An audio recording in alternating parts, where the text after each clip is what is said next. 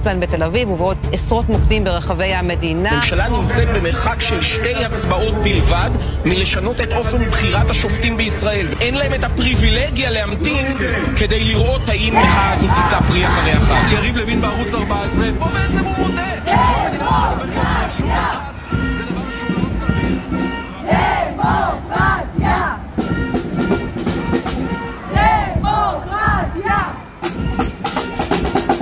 דמוקרטיה!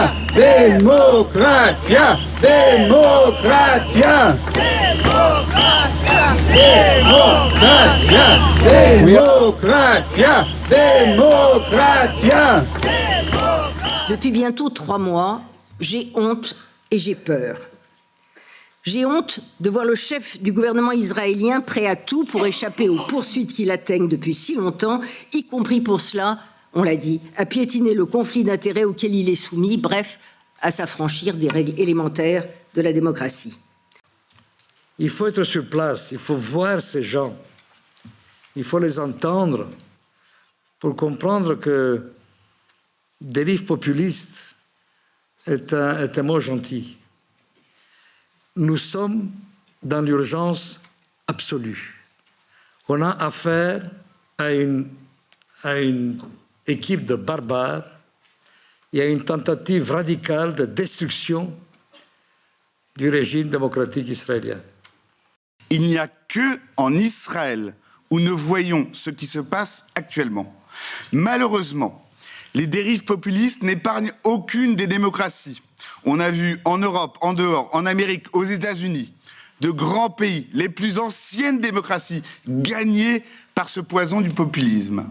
Mais nulle part, nous avions vu une réforme populiste bloquée par une révolte populaire. Il va y avoir une remise à plat. On va demander des choses qu'on n'a pas osé demander jusqu'à maintenant parce que la vie était comme ça et qu'on s'était habitué. On va demander une constitution. On va demander enfin que l'on se remette en tête et dans le cœur le problème palestinien. Parce qu'il ne faut pas se tromper. Tout ce qui nous arrive, tous les monstres que nous avons enfantés, les Smotrich, les Ben-Gvir et tous les autres, ils sont tous issus de l'occupation. Ils n'auraient aucune chance. Ils n'auraient aucune chance s'il n'y avait pas eu d'occupation de territoire, s'il n'y avait pas eu ce cancer qui ronge le corps de la nation. Parce que c'est comme le nuage de Tchernobyl, vous savez. Il ne s'arrête pas aux frontières de la France.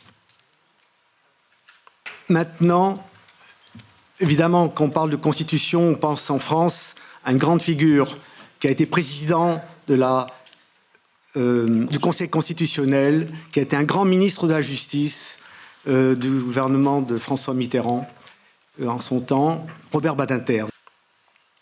Je connais bien la Cour suprême d'Israël. J'ai lié d'amitié avec un certain nombre de ses membres.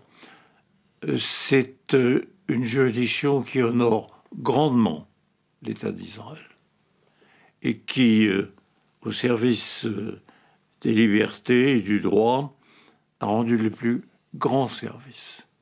S'en prendre à la Cour suprême, c'est s'en prendre à ce qui constitue l'essence même du judaïsme et, je dirais, de l'État d'Israël aujourd'hui. Encore une fois, ce n'est pas au peuple de la loi de s'en prendre au temple de la loi.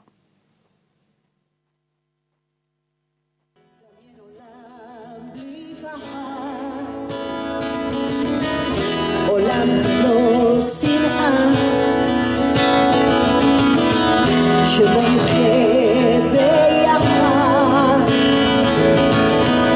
עולם של אהבה נבנה עתיד לשנינו באותו מקום Imagine there's no country